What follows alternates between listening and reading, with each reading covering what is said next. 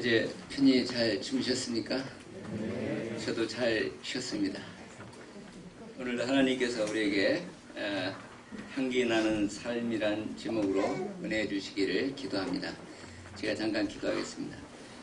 하나님, 저희들을 세상 썩은 냄새나는 죄악된 삶 속에서 구원해 주시고 예수님의 자녀 삼아 주시고 이제는 예수 그리스도를 인하여 옛사람이 죽고 새사람이 되어서 예수님의 아름다운 향기를 내는 믿음의 사람들로 축복하신 것을 감사드립니다.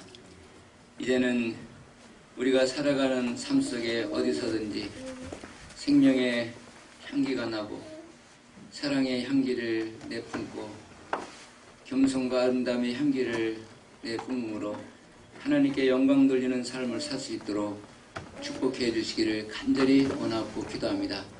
로렘나무 교회 이 목사님과 모든 성도들이 이 도처에서 삶의 현장에서 아름다운 향기가 되기를 간절히 원하고 기도합니다. 부족한 종을 하나님 세우셨사오니 주의 성령으로 인도해 주시고 이 모든 말씀이 우리에게 큰 은혜가 되게 축복해 주옵소서. 예수님의 이름으로 기도합니다. 아멘.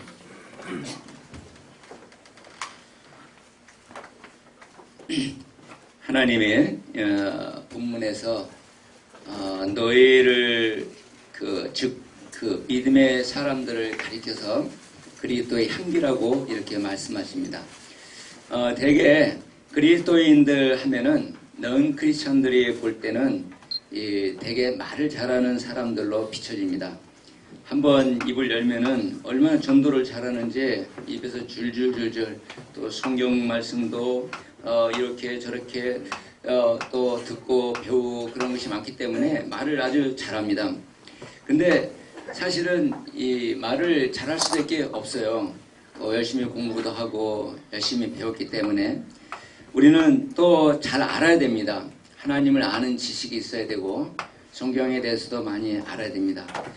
그런데 진정 세상을 감화시키고 변화시키는 삶을 살려면은 그 이상이 되어야 된다는 겁니다. 아는 것을 가지고는 안 된다는 거죠. 그런 삶이 바로 오늘 주님이 말씀하시는 향기가 나는 삶입니다. 고린도후서 2장 1절 15절 16절에 우리는 구원받는 자들에게나 망하는 자들에게나 하나님 앞에서 그리스도의 향기니 이 사람에게는 사망으로 쫓아 사망에 이르는 냄새요 저 사람에게는 생명으로 쫓아 생명에 이르는 냄새라. 누가 이것을 감당하리요? 여러분, 꽃이 아름다운 이유가 무엇입니까? 꽃은 모양도 이쁘지만 향기 때문에 아름답습니다. 향기가 없는 꽃은 처음에는 이쁜 것 같아도 계속 보면은 나중에 실증이 납니다. 하지만 향기가 좋은 꽃은 모양이 그리 화려하지 않더라도 사람들의 관심을 끌게 합니다. 근데 사람도 꽃이라는 겁니다. 사람도 꽃이라 냄새가 난다 그러죠. 당신에게서 향기가 나네요. 그러죠. 장미 향기가 난다고. 5월이기 때문에 이제 5월에는 또 장미 향기가 나지 않습니까? 한번 냄새 맡아보세요. 정말 납니다. 향기가 난단 말이에요. 자, 사람들의 삶에도 이렇게 향기가 날 때 정말 아름답다는 겁니다. 그 사람이 많이 알고 있다고 해서 아름다운 게 아니죠. 어떤 사람은 다박다식하잖아요. 그런데 가까이 가면은 싸늘한 냄새가 나죠. 그러지 않습니까? 그리스도인을 그리스도의 향기라고 하는 것은 우리가 세상에 대해서 이제 어떤 삶을 살아야 하는가를 말해주는 거예요. 향기는 퍼져나가는 거 아니에요. 꽃은 존재지만은 향기는 영향력입니다. 주변 사람들에게 퍼지는 거예요. 그래서 그리스도인들은 바로 그 삶이 향기가 된다는 것이죠. 그렇죠? 그래서 삶이 굉장히 중요하다는 겁니다. 내가 아무리 열정을 가지고 믿음이 좋고 하나님을 전하려고 아무리 애를 쓰는 그 열정이 내 안에 있어. 그것은 내 존재지 향기는 아직 아니죠. 그렇죠? 근데 내 안에 좋은 향기가 날 때 그 열정이 쏟아져 나와서 많은 사람들이 영향을 줄 수 있다는 겁니다. 그래서 향기 나는 삶을 살아야 된다. 향기 나는 꽃이 아름다운 것처럼 향기 나는 삶을 살 때 아름다운 믿음의 사람이 된다는 겁니다. 자, 세상에 또 꽃을 비롯해서 향기 나는 것들이 참 많이 있죠. 화장품 가게에 가보면은 좋은 향기를 모아서 만든 향수가 있습니다.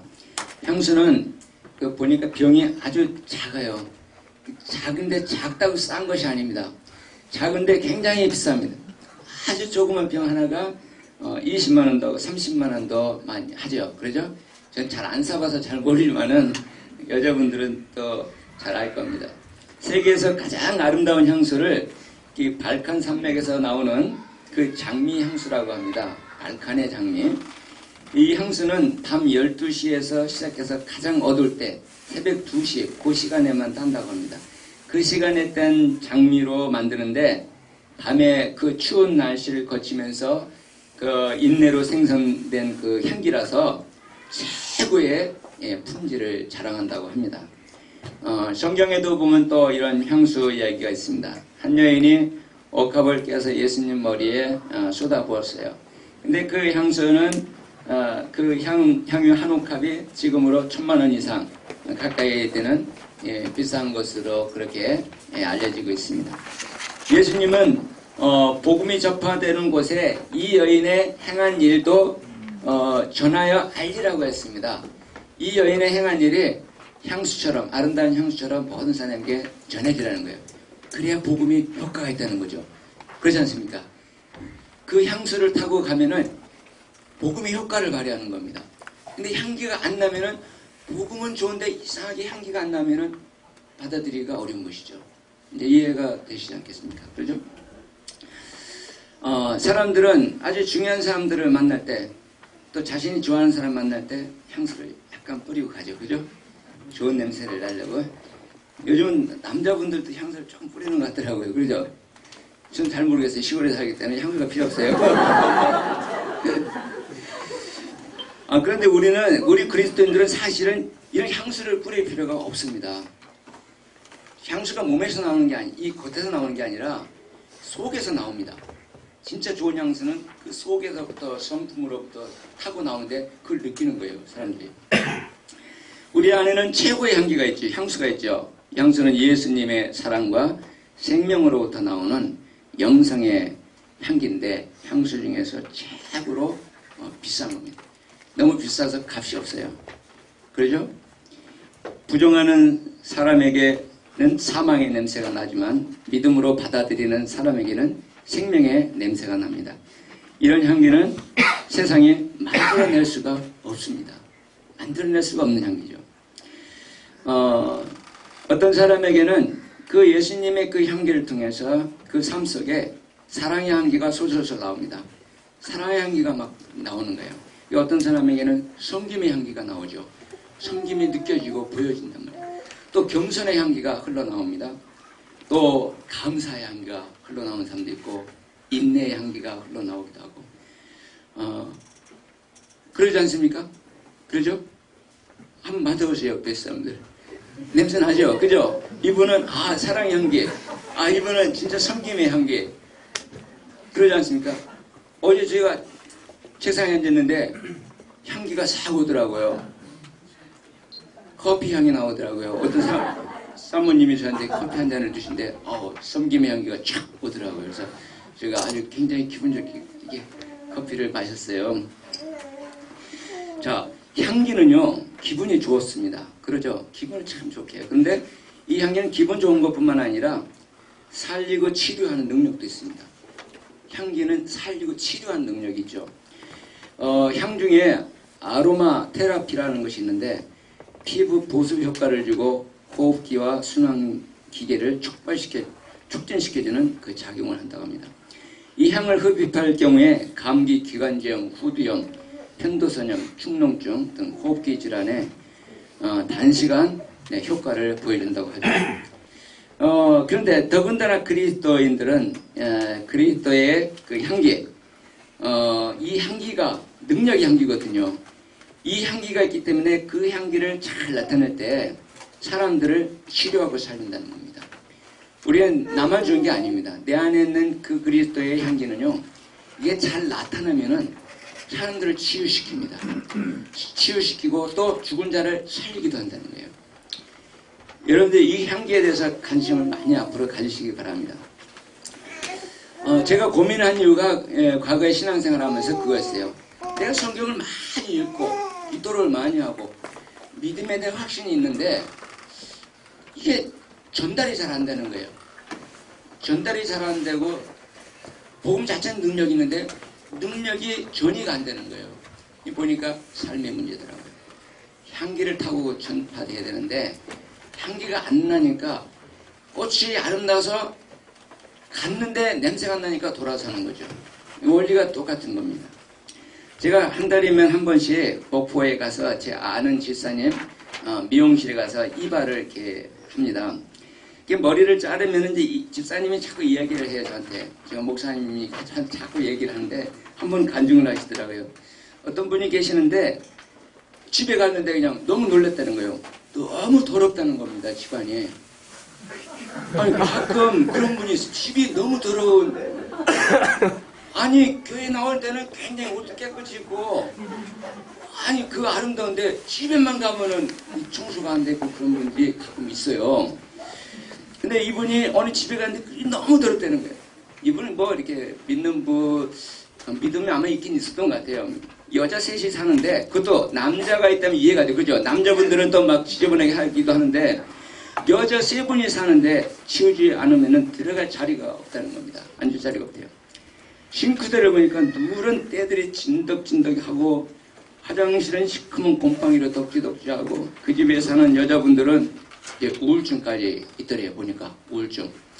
잠을 많이 자고 우울증 걸린 사람이 잠을 많이 자잖아요. 그죠? 아무런 의욕도 없이 세 여자가 산다는 거예요. 그렇게 살다 보니까 두 딸도 아예 청소할 생각이 안 나죠. 너무 많으면 또 그러잖아요. 그죠? 너무 어디서부터 청소할지 모르면 아예 포기하고 사는 경우가 많아요. 그죠? 그러니까 아이들도 아예 청소할 생각 안 하는 거예요. 더럽게 사는 것이 삶의 일부가 되어버렸다는 거예요. 어느 날 안 되겠다 싶어서 이 집사님이 팔을 걷어붙이고 나는 청소하는 것이 좋다고 하면서 우선 싱크대를 닦았대요. 자존심 상할까봐 나는 그냥 어디든지 청소하는 게 그렇게 좋다고 하면서 이제 싱크대를 팍팍 닦았대요. 아주 번득번득하게. 딸들이 들어와서 번쩍번쩍하는 것을 보고 눈이 번쩍번쩍 빛나더래요. 갑자기 자기 집이 달라졌지 않습니까? 그러죠? 와도 왔는가 보다 하대. 평상시에는 이 집사님이 와도 왔나 뭐 인사도 안 하고 그러대요. 근데 나중에 또 가보니까 이제 조금씩 인사를 하더래요. 다음번에는 화장실에 들어가서 옷을 벗고 만반의 준비를 하고 낙스까지 풀어서 화장실을 싹싹 번쩍번쩍 닦았다고 합니다. 많은 그 샴푸병들, 또 화장실 가면은 샴푸병들이 얼마나 많은지, 그 쓰다만 샴푸병들, 그런 집도 많아요. 그죠? 그 샴푸병 때문에 아주 그냥 화장실이 가득 찬 사람들, 질서가 안 잡히죠. 그죠? 아이고, 복잡하더라고요. 제 딸도 보니까 샴푸병들이 얼마나 많이, 정신이 없어요. 그래서 제가 그래요. 야, 다 쓰고 나서 그리고 또 사도 될 거 아니냐.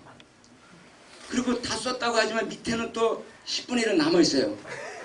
그거 물 좀 부어가지고 흔들었으면 그것도 15일을 쓸 수 있는데 그건 놔두고 자꾸 또 사고 또 사고.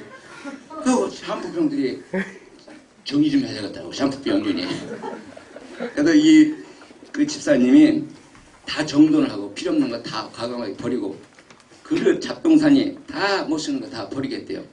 딸들이 집에 들어와서 또 번쩍번쩍하는 화장실을 보고는 다시 눈이 휘둥그레진 거예요.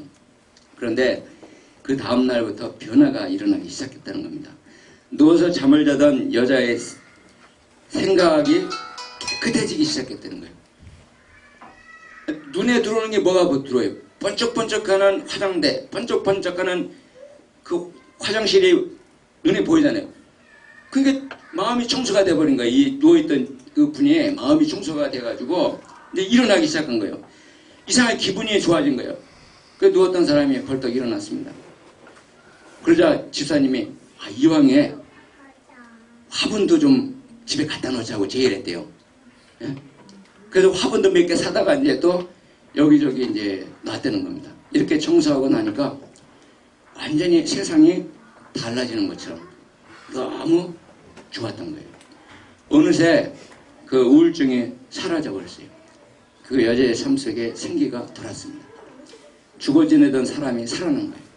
그 후에 이분은 5번이나 사람들을 집안에 초청해서 자기 집을 구경시켰대요. 와봐라. 우리 집이 얼마나 깨끗하고 멋있는가. 사람들이 은혜를 받는 거죠. 과거에 왔던 사람들. 들어갈 데가 없는 그 집안을 만든 사람이 와서 달라진 걸 보면서 은혜를 많이 받는 겁니다. 그래서 여러 사람들을 초청해서 이제 보여주고, 그리고 나중에는 교회에서 간증을 했다는 겁니다. 어떻게 해서 내가 이렇게 일어나게 됐는가? 하나님이 천사를 보내주셔서 청소를 해주시고 새롭게 변화시켜 주셨습니다. 할렐루야! 이런 그게 향기예요. 이것이 바로 그리스도의 섬김의 향기입니다. 섬김의 향기가 그 사람 속에 들어가서 우울증까지 치료한 겁니다. 우울증까지. 그래서 사실은 청소의 철학을 가진 사람도 있습니다. 마음이 안 잡히고 기분이 우울해지면 청소를 싹 하는 사람이 있어요. 그러면은 이상하게 기분이 좋아져요. 그 깨끗한 걸 보면은. 그러죠? 그래서 청소를 하면서 그 기분을 리프레시하는 사람도 있어요. 자, 이런 집에 가서 믿음이 아주 좋은 사람이 부지런하고 깨끗하십시오. 예수 이름으로 면하니 우울증을 떠나라. 이렇게 기도하고 큰 소리 쳐봐야 안 일어납니다. 절대로 그 사람 일어나지 않습니다. 더 이불을 뒤집어 써버리죠. 이것보다도 말없이 팔 걷어붙이고 섬김의 향기를 뿌리는 것이 더 효과적이고 영향력이 크다는 겁니다. 할렐루야. 그리스도의 향기에는 이런 겸손의 향기가 있죠. 그러죠? 왜 예수님이 겸손하신가 하는 이유가 있는 겁니다. 이 겸손의 향기의 능력이 굉장히 큰 겁니다. 조선시대 명재상으로 유명했던 맹사상이 20살에 경기도 파주군수로 임명되었을 때 임지의 나이에 많은 노인을 찾아가서 이 고를 다스리는 사람으로서의 동목을 물었습니다.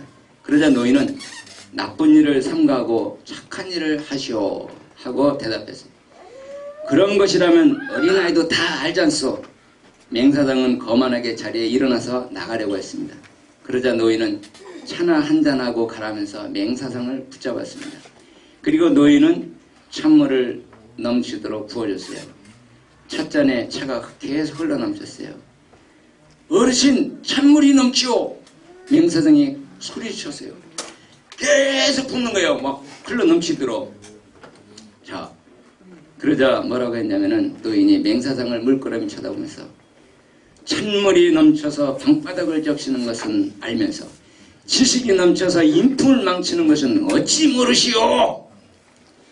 이 한마디에 젊은 맹사장은 부끄러워서 황급히 방문을 나가다가 그만 문에다가 머리 치치고 말았어요. 그러자 노인은 뒹그레 웃으면서 고개를 숙이면은 부딪히는 법이 없답니다. 조선시대 대표적인 청백리 맹사장도 이렇게 오만함으로 부끄러웠던 젊은 시절을 경험했다고 합니다. 이 비유는 우리에게 또 무엇을 말해주는가? 사람이 된다는 게 뭐냐? 정말 높은 지혜에 올라서 사람들을 정말 잘 다스릴 수 있는 게 뭐냐? 지식이 아니라는 거죠. 겸손해야 된다는 거죠. 높은 자리에 오를수록 겸손하면은 많은 사람들에게 영향력을 미칠 수 있는 지도자가 되는데 겸손하지 못해가지고 그 똑똑한 사람들이 다 추풍나게 좀 떨어지는 겁니다. 진짜 개인적으로 들어가 보면요. 우리는 신문에 그냥 옷 벗었다고 그냥 간단히 얘기하지만 얼마나 훌륭한지 몰라요. 그 한 사람 한 사람의 삶을 보면은 능력도 대단하고 정말 쓸만한 사람들이라는 거죠. 그런데 무엇 때문에 이렇게 떨어지냐면은 겸손하지 못하기 때문인 거죠. 그 인품의 향기가 안 나기 때문에 그 문제가 되는 거죠. 어느 날 아브라함 링컨 대통령이 백악관 현관에서 구두를 닦고 있었어요. 이때 그 옆을 지나가던 비서가 구두 닦고 있는 사람이 대통령인 것을 알고 너무나 미안하고 송구스러워서 쫄쫄매매 말했어요. 카카, 아니 이게 어찌된 노릇입니까? 어찌된 노릇이라니. 일국의 대통령으로서의 존귀하신 몸으로 이 천한 사람이라는 구두 닦기를 성수하시다니요. 이 될 법한 말입니까? 그러니까 대통령이 대답했어요. 제임스 굿. 자기 구두를 자기 손으로 닦는 것이 당연한 일이지. 이게 무슨 잘못된 일인가? 또 구두 닦는 일은 천한 일이라고 했는데 그것은 잘못된 생각이 있어요. 대통령도 구두 닦기도 다 같이 세상을 위해서 일하는 사람들이야. 어찌 천하다고 할 수 있겠는가? 생각부터 바꾸라. 생각부터. 비서는 링컨의 그 겸손하고 사리에 맞는 말에 감탄을 했어요. 감탄했으니 그 비서도 얼마나 충성을 다해서 일했겠어요. 그러죠? 이런 겸손 때문에 링컨은 오늘날도 미국뿐만 아니라 전 세계에서 존경을 받고 있는 노예 해방이라는 위대한 역사의 수레바퀴를 돌릴 수 있었던 겁니다. 그리고 그가 겸손의 향기로 백악관을 기도실로 만든 장본인이 되었던 것입니다. 자, 위대한 사람들의 삶에 보면은 그 어떻게 그 사람의 위대함이 사람들에게 전파되는가? 거기에는 반드시 겸손이 있다는 거죠. 겸손의 향기가 있었다는 거예요. 그리스도인들이 성경의 지식을 많이 알고 있다는 생각으로 때로 교만하기 싫습니다. 우리는 나는 하나님을 알고 있다. 하나님을 믿고 있다. 최고의 성경책 지식을 갖고 있다. 그러니 교만해지기도 해요. 또 기도를 많이 하는 사람은 또 교만해지고 성경을 많이 읽은 사람도 교만해지고 신학 공부를 많이 한 사람도 교만해지고 그러나 분명히 성경은 또 말하는 겁니다. 교만은 태몽의 선봉이요 거만한 마음은 넘어짐의 앞잡이니라. 그리스도인들은 어디를 가든지 겸손의 향기를 나타내야 됩니다. 첫째도 겸손, 둘째도 겸손. 예수님은 이런 겸손의 본을 친히 보여주셨죠. 빌립보서 2장 6절 8절에 그는 근본 하나님의 본체시나 하나님과 동등됨을 취할 것으로 여기지 아니하시고 오히려 자기를 비워 종의 형체를 가져 사람들과 같이 되었고 사람의 모양으로 나타나셨음에 자기를 낮추시고 죽기까지 복종하셨습니다. 곧 십자가에 죽으십니다. 근본 하나님이시면서도 하나님과 동등됨을 취할 것을 여기지 아니하시고 오히려 그 종의 모양을 입고 섬기는 삶을 사시다가 십자가의 죽음마저도 순종하신 예수님의 그 겸손은 가장 아름다운 향기인 겁니다. 이 예수님의 겸손 앞에 다 사람들이 쓰러진 겁니다. 그 겸손 앞에 다 순종을 하게 되어 있었던 거죠. 그리스도인들도 마찬가지죠. 사람들은 누구나 세상에 태어나서 화려한 꽃처럼 피고 싶어 합니다. 사람들은 화려한 인생을 살고 싶어 하는 마음이 많이 있어요. 그런데 하나님은 우리로 아름다운 꽃이 되라고 하지 않고 너희는 아름다운 향기라고 이렇게 말합니다. 향기라고. 그 이유가 뭐냐면은 향기는 보이지 않는 그 바위 뒤에 숨어 있어도 사람들에게 돌아보게 한다는 겁니다. 꽃은 바로 볼 수는 있지만은 돌아서서 집에 가게 만들죠. 그러나 그 향기는 계속 끌리게 만드는 겁니다. 향기는 끌려서 자꾸 다시 찾게 돼요. 산골짜기 다시 가고 싶은 것이죠. 못생겼어도 관심을 갖는 겁니다. 향기가 있으면 못생겼어도 아름다워요. 되게 가끔 보면은 여성분들이 그렇게 예쁘지 않은데 인기가 있는 분들이 있어요. 그 인기 있는 분들은 뭐냐면 굉장히 처음에는 보면 별거 없네. 그런데 가까이 하면 할수록 매력에 빠져드는 이유가 뭐냐면 그 내면에서 흐르는 그 아름다운 성품이죠. 어떻게 저렇게 겸손할 수 있고 어떻게 저렇게 착할 수 있고 어떻게 저렇게 신앙심이 있을까. 이 나에 빠져들고 그 다음에는 아무것도 안 보입니다. 그 다음에는 얼굴도 안 보이고 키도 안 보이고 아무것도 안 보이고 그냥 오직 그 매력만 보이는 향기만 느끼는 거죠. 그러죠? 당신에게서 향기가 나네요. 할렐루야. 아멘. 그 미인되는 비결입니다. 미인되는 비결. 아름다운 내면의 향기를 품으면 미인이 돼요. 자, 어떤 사람이 그리스도인을 만나서 좋은 이미지를 기대했는데 그 사람에게서 거짓의 냄새가 나고 상스러운 냄새가 나는 걸 본다면 어떻게 하겠어요? 가차없이 돌아섭니다. 그리고 교회도 가지 않게 됩니다. 그 다음부터는 교회도 안 갑니다. 이게 잘못된 것이 들어온 것이죠. 믿음 생활 하려고 했다가 안 좋은 것을 보고 아름다운 그 꽃의 진짜와 가짜를 구분하는 것도 결국은 향기죠. 향기라고. 인조꽃은 예뻐도 향기가 나지 않고 실증이 나는데 진짜 꽃은 향기가 나기 때문에 오래 머물게 됩니다. 향기 나는 사람은 오른손이 하는 것을 왼손이 모르게 해도 향기 때문에 들키는 경우가 상당히 많아요. 그게 안 돼. 숨기려고 하는데 숨기지가 않습니다. 향기가 어디서 자꾸 나서 찾아요. 또 누가 냄새 나는데 어디서 향기가 나지? 계속 찾아요. 그 출처를. 그래서 걸리는 겁니다. 그래서 자꾸 드러나요. 이렇게 향기가 나면 누구나 기분이 좋고 행복하다는 거죠. 제가 예수님을 생각하면서 그 시를 하나 쓴 게 있어요. 그 들꽃 향기라고. 한번 읽어드릴게요. 세상에서 가장 아름다운 이름 예수. 예수는 글도 말도 아니다. 향기이다. 보이지 않는 속으로부터 흘러나오는 향기. 아무리 화려한들 향기 없는 꽃을 어찌 꽃이라 하랴. 차라리 산골짜기 바위 틈에 피어있는 이름 없는 들꽃이 진짜 꽃이지. 사람들은 아름다운 말로 예수의 이름을 말하려 한다. 향기 없는 말과 그림으로. 향기가 가슴에 깊이 파동치오면 말하지 않아도 뒤돌아볼 텐데 바위 틈에 숨어 핀 들꽃처럼 발길이 멈출 텐데 예수 그 이름은 말하지 않아도 돌아보는 글로 표현할 수 없는 가장 아름다운 향기다. 향기 나는 것만이 진짜 예수의 이름이다. 할렐루야. 요즘 제 연구실에 들어가면은 자스민 향기가 코를 찌릅니다. 그 자스민 하나를 키우는데 꽃이 확 펴가지고 냄새가 나요. 밖에까지 막 진동을 해요. 기분이 참 좋습니다.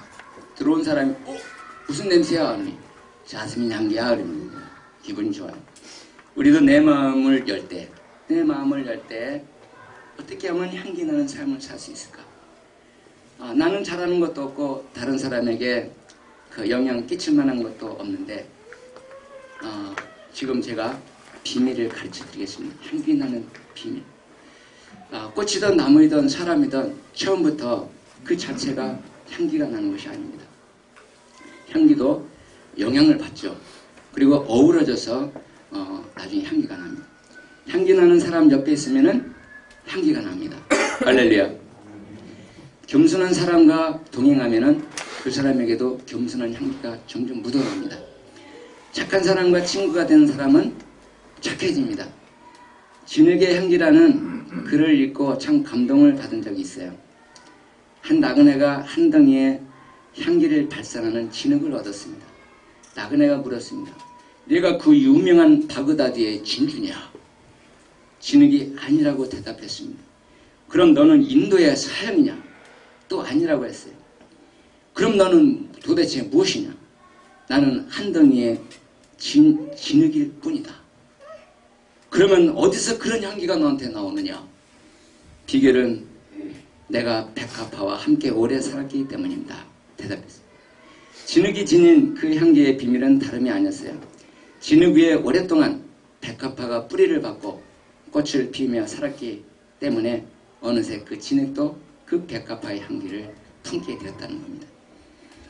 아름다운 백합 향기가 진흙에 밴 겁니다.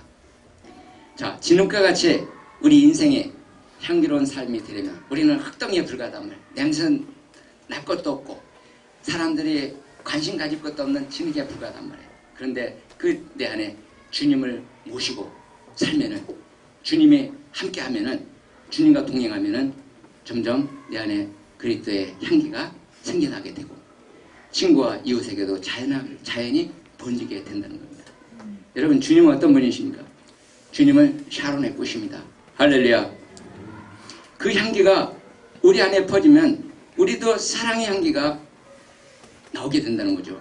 주님은 제자들과 3년 반 동안 함께 하셨어요. 함께 식사를 하시고 함께 주무시고 함께 사역을 하시면서 모든 삶을 다 보여주셨어요. 예수님은 제자들에게 다른 사람들의 발을 닦아주라고 하지 않고 먼저 이 허리에 수건을 들으시고 제자들의 발을 닦아주셨습니다. 주님은 하나님을 사랑한 적도 없고 하나님을 떠나 원수처럼 지내던 죄인들을 일방적으로 사랑하시는 것을 제자들에게 또 보여주셨어요. 나를 위해서 대신 채찍에 맞으시고 대신 고통 당하시고 대신 죽으시기까지 하신 그 사랑을 제자들과 함께하면서 친히 다 보여주셨어요. 세상에 필레오, 아가페, 에로스 등 많은 사랑이 있지만 이런 하나님의 아가페적인 그 짙은 향기는 더 이상 없는 것이죠. 하나님은 말하지 않고 친히 낳고 낮은 땅에 오셔서 가난하고 병들고 소외된 자들을 섬기셨습니다. 예수님이 가시는 곳마다 거기에 사랑 향기가 풍겨났습니다. 예수님이 향기가 사람들의 마음을 따뜻하게 하고 죽은 심령을 살렸습니다. 제자들은 갈릴리 바다에서 본래 그 비린내 나는 그 비린내가 나는 그 뱃사람들이었죠. 그 바닷가에 보면은 그 비린내가 나죠. 생선 비린내 나죠. 그죠? 그리고 시장통에 생선 아주머니 보면은 그 비린내가 난단 말이에요. 왜? 생선을 계속 옆에 있다 보니까 생선 냄새가 배는 겁니다. 그러지 않습니까? 처음에는 제자들이 예수님 제자라고 따라왔지만은 냄새가 펄펄 나죠. 생선 냄새들이. 그 생선 냄새 나는 사람들이 무슨 제자가 되겠어요? 사실 그러지 않습니까? 그리고 누가 그들을 좋아하겠어요? 그런데 예수님을 가까이 그냥 따라다녔지 않습니까? 신뢰하고 믿고 모든 것 버리고. 근데 점점 생선 냄새가 빠지고 예수님의 향기가 배어든 겁니다. 그 향기를 맡은 제자들 역시 세상에 나가서 그리스도의 향기를 전하는 자들이 바로 될 수 있었던 겁니다. 저도 예수님 때문에 그리스도의 향기가 된 사람입니다.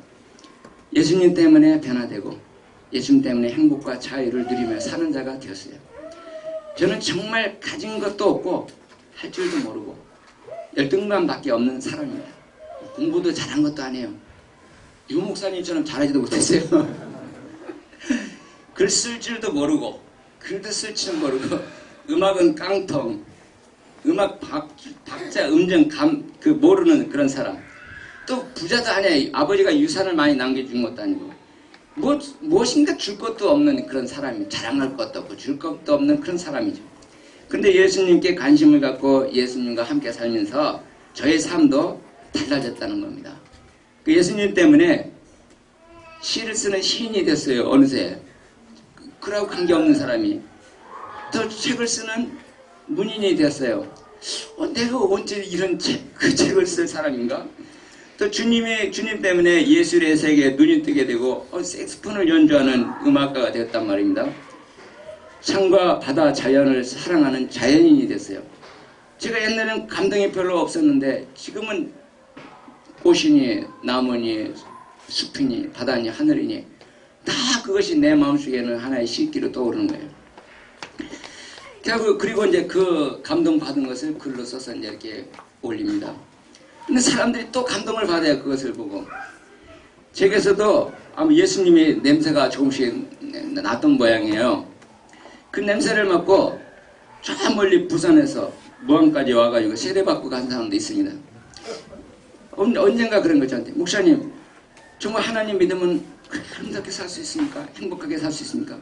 물론이죠. 그래서 그렇게 살아서는 안 되겠, 이렇게 살아서는 안 되겠다는 생각이 듭니다. 요즘 세상 너무나 악하고 언제 죽을지도 모르는 생각, 그리고 이렇게 그냥 죽으면 안 되겠다는 두려운 생각이 몰려옵니다. 저에게 문자를 보냈어요. 그리고 나중에 전화를 했죠. 하나님 말씀 들으러 무안까지 오겠다는 겁니다. 부산에서. 거리가 상당히 먼데. 이왕이면은 가족들까지 다 데리고 오겠다는 거예요. 그러니까 하나님 말씀을 들려달라는 겁니다. 저한테. 부산에서 목포까지 너무 멀다. 우선 전화로 성경 공부를 하자. 그래서 한 번에 1시간씩 2주에 걸쳐서 기초공부 10강을 다 하고 전화로 기도하고 성경 공부하고 그리고 예수님을 영접했어요. 그리고 세례를 받고 싶다고 해서 예수님 영접했는데 못 줄 게 뭐 있겠냐. 교회 다녀야만 꼭 세례 주는 게 아니지 않냐. 그래서 오라고 그랬어요. 토요일 날 와가지고 세례를 받았습니다. 그리고 저는 부산까지 가서 가정 방문하고 예배를 드리고 왔어요. 지금도 교제를 합니다. 이분이 은퇴 후에 목사님 저 무안에 가서 살려고 합니다. 은퇴 후에. 제 아내한테도 얘기 다 해놨습니다.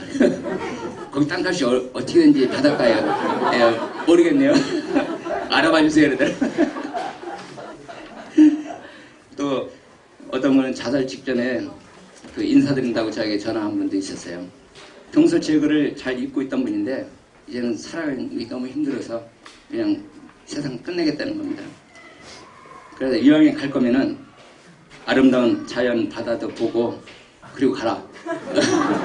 무안에 와서 이렇게 좀 좋은 거 보고 가라고 제가 이제 초청을 했어요. 그래서 아는 목사님 산속 황토교회에서 쉬면서 눈 오는 날 그 아름다운 무안 바닷가를 이렇게 보여드렸어요. 예, 그런데 주님이 그 마음을 치유하셨습니다. 힐링이 되어서 돌아갔어요. 태백에서 무안까지 왔습니다. 장장 그 길거리. 지금은 서울에서 100주년 기념교회에서 열심히 섬깁니다. 굉장히 열심히 섬깁니다. 제가 사는 곳은 무안촌이에요. 시골입니다. 조금 걸어가면은 산, 차로 5분이면은 바다가 나와요. 근데 과거에 이런 것은 저하고는 관계가 없어요. 다 필요 없는 것들이에요. 사역하고 일대라고 무슨 관계가 있어요. 산하고 바다가. 그렇지 않습니까? 아무 관계 없죠. 이제는 그 환경들이 말씀을 묵상하고 말씀을 묵상한 산책꽃, 하나님의 광대한 세계를 바라보는 은혜의 세계로 바뀌었습니다. 지금은 매일 아침 새벽에 등산 가방에다 성경책을 넣고 내가 읽을 책을 몇 권을 넣고 산으로 갑니다. 그리고 비 오는 날은 바다로 가서 바닷가에서 묵상을 합니다. 거기서 기도합니다. 자연 속에서 기도하고 성경을 읽고 독서를 하고 매일같이 일용할식 큐티를, 옛날에는 보지도 않았어요. 일용할식 큐티를. 그런데 다시 이제 봐요. 일용할식 큐티를 꼭 읽고 묵상하고 그리고 기도하고 출발합니다. 산기슭에서 다시 머물러요. 거기서 또 기도하고 앉아서 그 다음에 성경을 구약 한 장, 신약 한 장 읽어요. 근데 계속 꾸준히 이렇게 읽다 보니까 이건 작은데 해서 며칠부터는 올렸어요. 2페이지씩, 2장씩. 한 장 더 올려가지고 구약 2장, 신약 2장. 그렇게 이제 읽어요.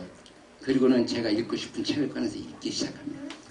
그리고 다시 산에 올라가요. 산 정상으로 올라가면은 거기에 저만의 처수가 있어요. 연구실이 있어요. 산속에. 진짜 좋은 연구실이 있어요. 예, 거기서 연구하고 거기서 책 읽고 그리고 내려옵니다. 그리고 제가 묵상한 글을 꼭 하루에 한 번씩은 꼭 이틀에 한 번, 하루에 한 번씩 올려요. 주님 때문에 이 세상이 다 아름다워진 거예요. 세상이 아름다워요. 정말 그래요. 나무풀 하나, 꽃 하나가 그냥 옛날에 아무것도 아니었는데 지금은 정말 의미가 있는 거예요. 너무 아름다운 거죠. 숲속을 산책하다 보니 또 시가 나와요. 그러지 않겠습니까? 제가 한번 또 읽어드릴까요? 마음속 숲으로 난 길, 언제나 즐겨 찾는 나만의 숲속길, 그리움이 나를 부르면 언제나 떠나는 마음의 산책로가 있는 숲속길. 길고 먼 길도 짧게 갈 수 있고 새뼘 짧은 길도 멀게 갈 수 있는 그 길은 내 마음속에 있다.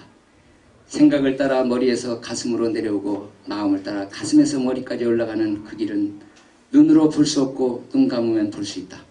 그 길 따라 숲으로 들어가면 언제나 그리움이 나를 반겨 준비된 의자를 내놓고 나는 그곳에서 무거운 마음의 옷을 벗어 평온의 힘을 쉰다. 황혼이 묻을 때면 그 숲을 빠져나오는데 그리움은 언제나 긴 그림자로 나를 배웅하고 나는 비로소 일상의 제자리로 돌아온다. 숲을 비유해 쓴 기도라는 내용입니다. 사실 기도 얘기를 하는 거예요.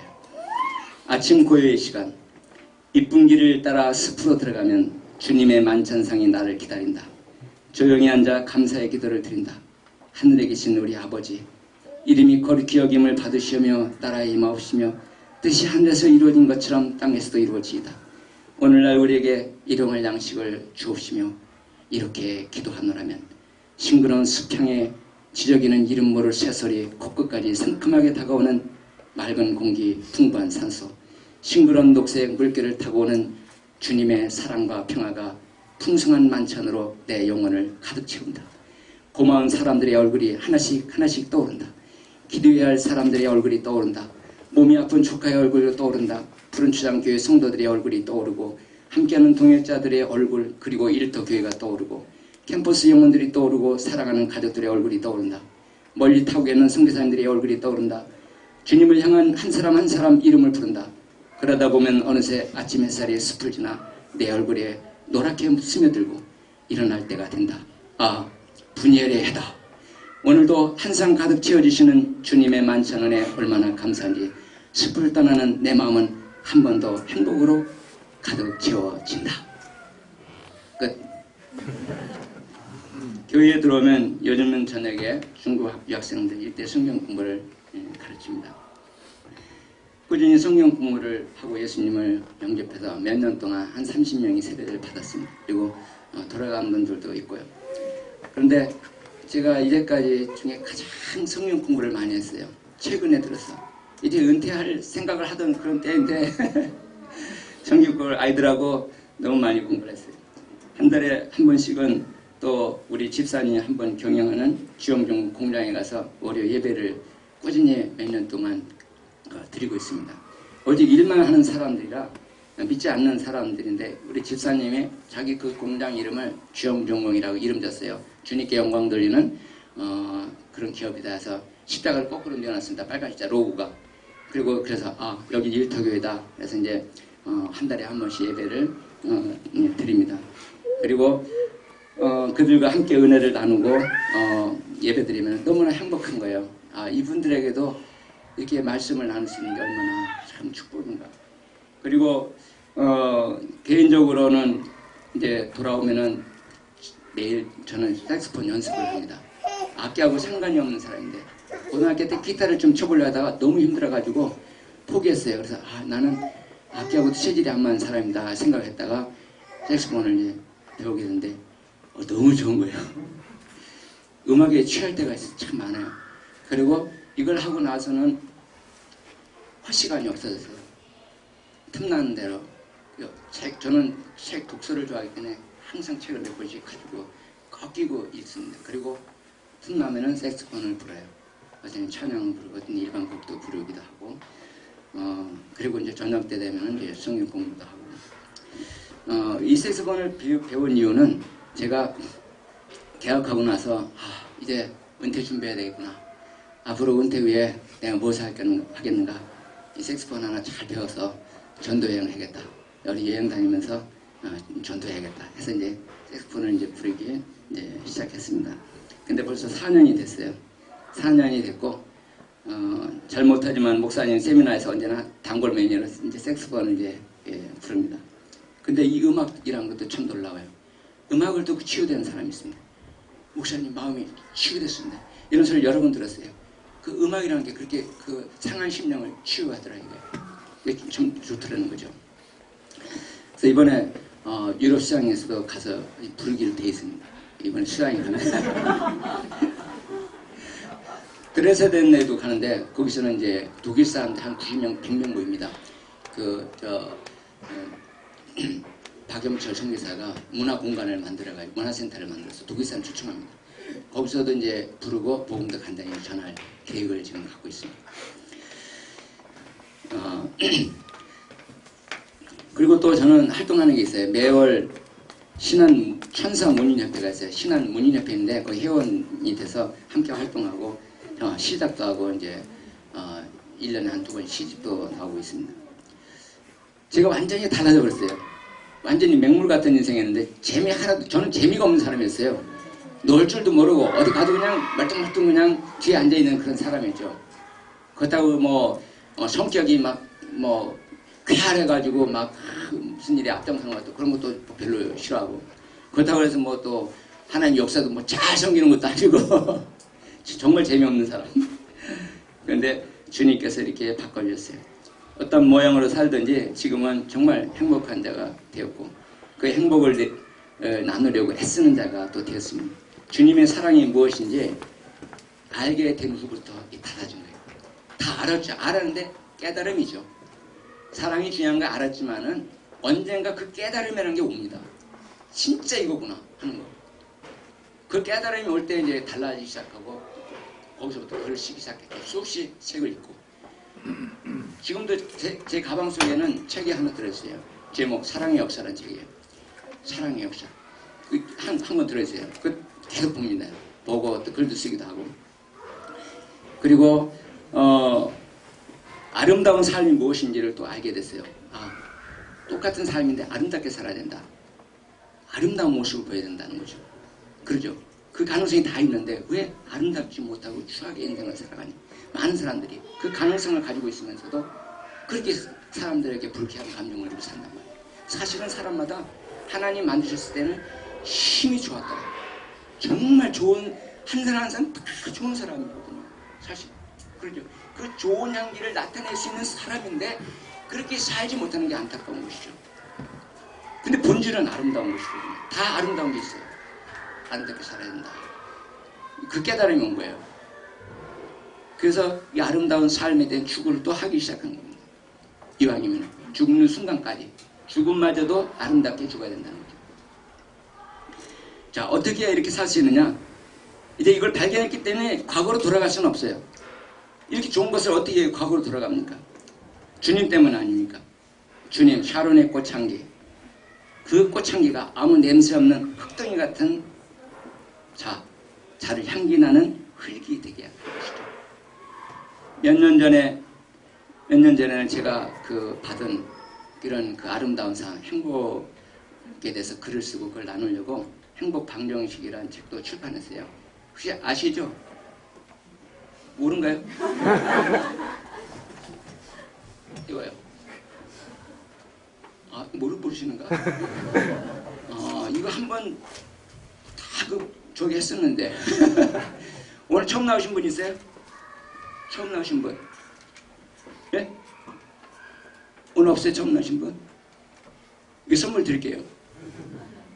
예, 선물로 드릴게요. 이따가 목사님 여기 몇 권 있으니까 또 처음 안 나오셔도 꼭 읽어보고 싶은 분 있으면 드릴게요. 혹시 꼭 읽어보고 싶은 분 있어요? 손? 예? 예, 손 들으신 분. 자, 드리겠습니다. 딱 그분들 여기 드릴게요. 제가 6권 있어요. 여기 드리겠습니다. 자, 우리가 주님으로 무엇을 구하는 삶에서 이제는 주님 자신의 관심을 가져야 됩니다. 이게 주님을 내 안에 모셔서 심어야 돼요. 그냥 주님 아는 걸 가지고 안 됩니다. 주님에 대한 것이 아니라 주님 자신에 대한 관심을 갖고 주님 내 안에 모시고 내가 죽고 주님이 내 안에 사셔야 돼요. 그러면 향기가 날 겁니다. 할렐루야. 아멘. 그러면은 여러분 모두가 저도 마찬가지고 그리스도의 향기입니다. 본래가 그리스도의 향기예요. 중요한 것은 어떻게 해야 나타내느냐가 문제죠. 다 있어요 속에. 그러지 않습니까? 열고 향기가 나오도록 하는 겁니다. 그 향기가 역시 세상을 진동해서 생명의 아름다운 결실을 맺게 될 것을 저는 믿습니다. 아멘. 그렇게 되기를 주님의 이름으로 축원합니다. 기도하고 제가 색소폰 한 곡 부르고 이건 마치도록 하겠습니다. 하나님 감사합니다. 오늘 또 이렇게 로덴나무 교회 주일 예배 말씀을 섬길 수 있는 은혜 주신 하나님 감사합니다. 저는 개인적으로 자격이 없지만 주님의 자격, 내 안에 사신 주님의 그 의의 자격으로 여기 섰습니다. 주님께서 로덴나무 교회 정말 향기나는 교회가 되게 하시고 성도들 모두 속에 있는 예수님의 그 아름다운 샤론의 꽃향기가 가정에도 퍼지고 삶의 현장에도 퍼져서 많은 사람들이 그 향기 냄새를 맡고 치유가 되고 또 생명이 살아나는 그 놀라운 역사가 일어나도록 축복하여 주옵소서. 우리 주님께서 이 말씀으로 아버지 계속 이끌어 주시기를 간절히 원하고 또 비천한 종을 세워주셔서 섬길 수 있는 은혜 주신 하나님 감사드리며 예수님의 이름으로 기도드리옵나이다.